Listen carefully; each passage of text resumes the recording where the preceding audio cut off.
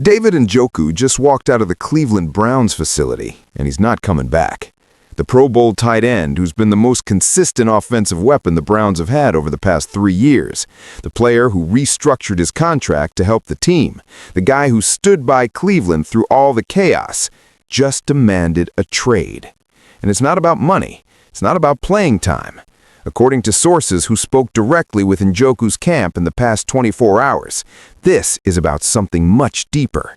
Something that exposes a toxic situation inside the Browns organization that nobody outside the building knew about until now. What Njoku told the front office during his exit meeting is going to rock the NFL. The teams already calling about trading for him are shocking. And the reason he's leaving might be the final proof that the Cleveland Browns are completely broken beyond repair. February 8th, 2026. The Cleveland Browns are holding routine exit meetings with players after another disappointing season. General Manager Andrew Berry and head coach Todd Monken are sitting down with each player individually, discussing what went wrong in 2025 and what the plans are for 2026. When David Njoku walks into that meeting room, everyone expects a standard conversation. Njoku has been a model professional throughout his career. He's never complained publicly, he's never caused drama. He's just shown up, worked hard, and produced at a pro bono level, despite the Browns' dysfunction. But according to multiple sources with direct knowledge of what happened in that meeting, Njoku didn't sit down to talk about the upcoming season.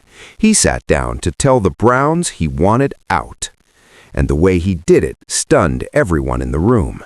Njoku reportedly looked directly at Andrew Berry and said, "I've given this organization everything I have for 7 years.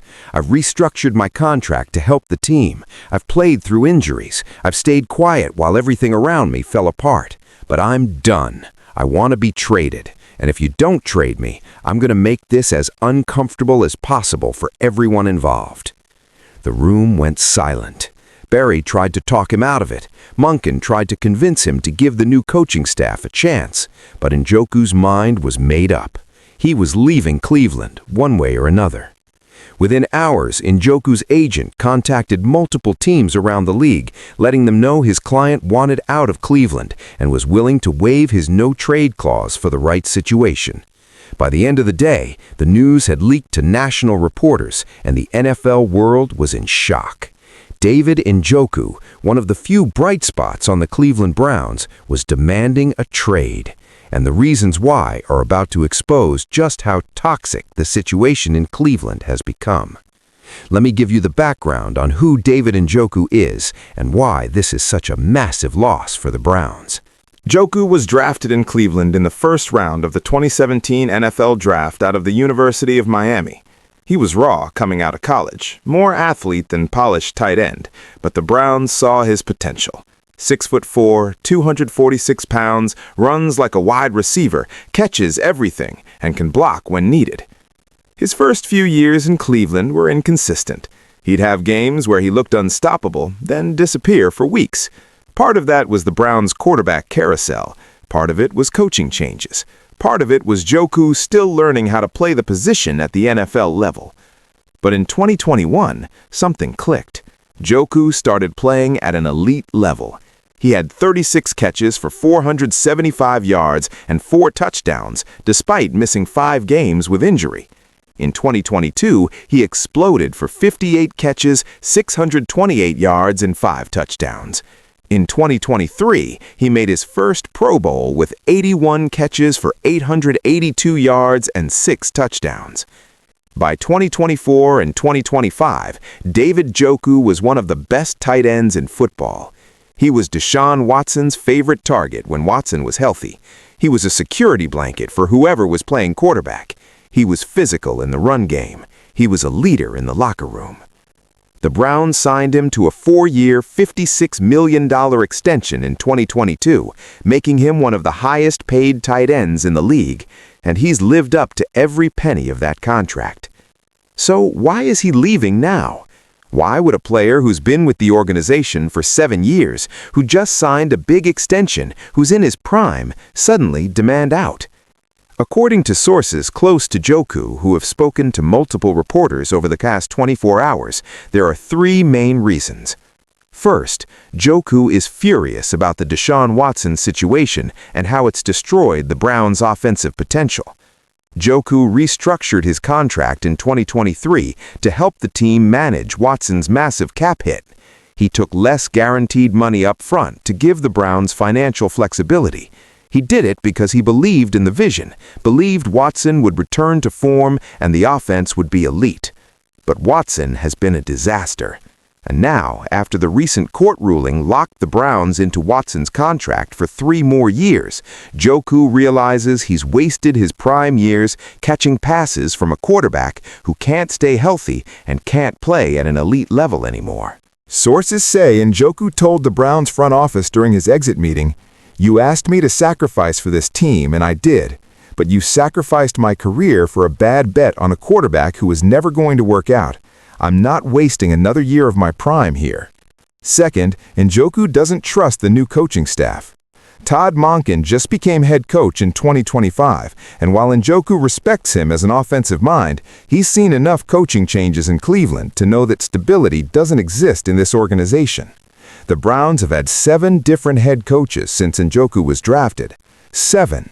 He's tired of learning new systems, adapting to new philosophies, and watching coaches get fired before they have a real chance to build something.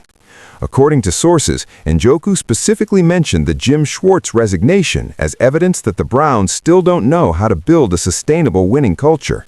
Schwartz was the best coach in the building, and he quit because of dysfunction. Why would Njoku believe Monken can succeed where everyone else has failed? Third, and this is the most damning reason, Njoku has completely lost faith in ownership. Jimmy Haslam has owned the Browns since 2012, and in that time the team has been to the playoffs twice and won 1 playoff game. 1.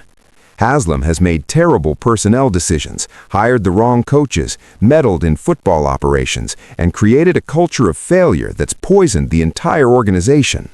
Sources say Njoku told the Browns during his exit meeting that he doesn't believe the Haslam family has any idea how to win, and he's not willing to waste the final prime years of his career hoping they figure it out. That statement, if true, is absolutely devastating, because it means Njoku's decision to leave isn't about this year's roster or this coaching staff. It's about a fundamental belief that the Cleveland Browns, under current ownership, cannot and will not win a championship. The moment news of Njoku's trade request leaked, the NFL world reacted with shock. Analysts immediately started speculating about which teams would be interested and what the Browns could get in return. And according to sources, the trade interest is significant. Multiple teams have already called Andrew Berry expressing interest in acquiring David Njoku, and some of the names being mentioned are shocking.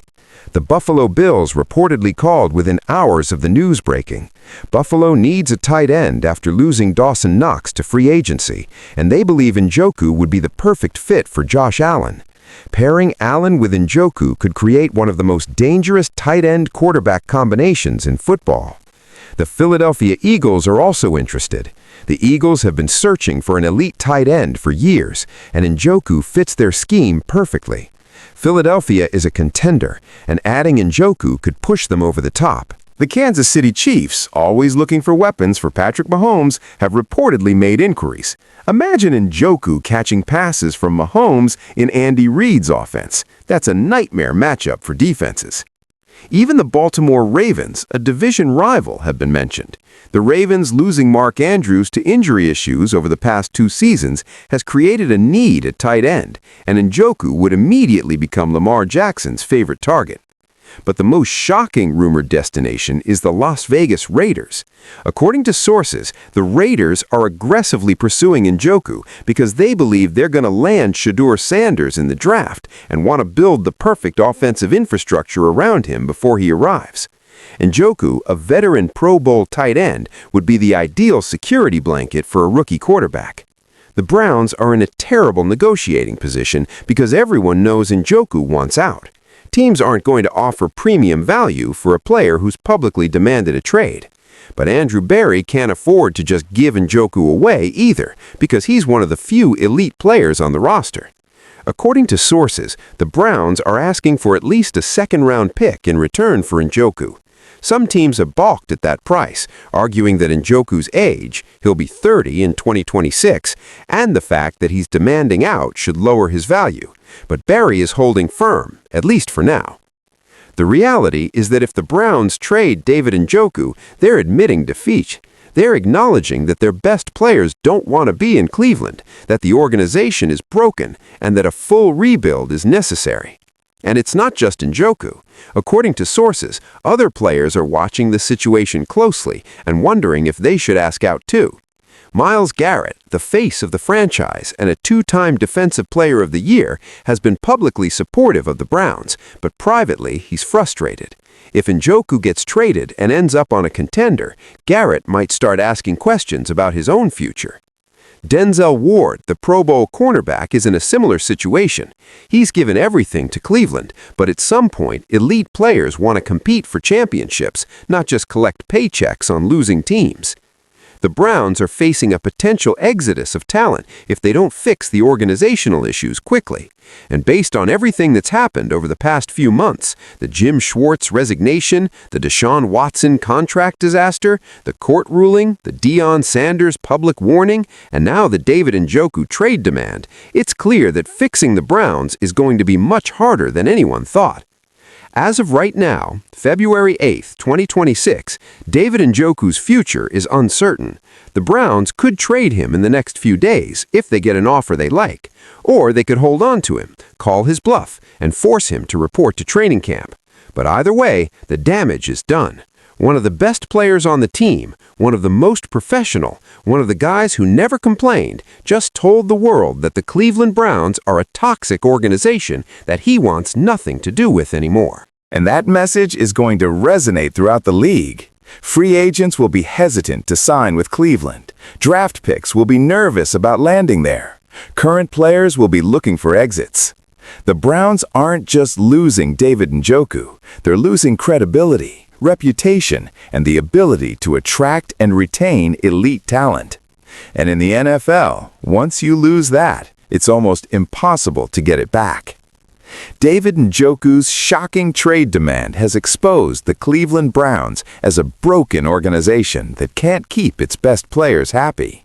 Whether he gets traded or not, the damage is done. The message has been sent. And the Browns are facing a talent exodus that could set the franchise back another decade if they don't fix the dysfunction immediately.